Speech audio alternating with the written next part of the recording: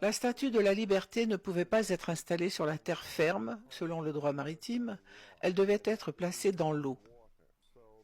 Ils ont donc construit le port de New York et y ont installé la statue de la liberté, car la loi stipulait qu'ils ne pouvaient pas la placer sur la terre ferme. Pourquoi?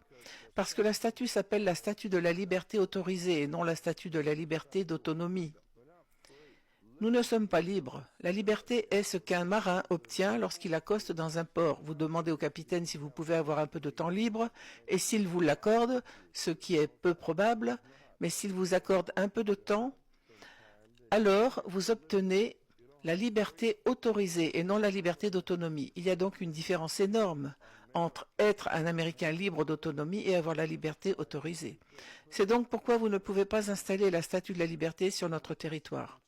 Ce n'est pas la statue de la liberté d'autonomie, c'est une statue de la liberté autorisée qui n'est qu'une chose qui vous est donnée, accordée quand ils en ont envie.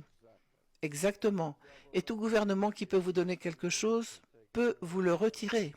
C'est pourquoi les droits civils n'existent pas. C'est pourquoi vous avez l'Union américaine pour les libertés civiles et non un droit civil, car civil vient de gouvernement civil.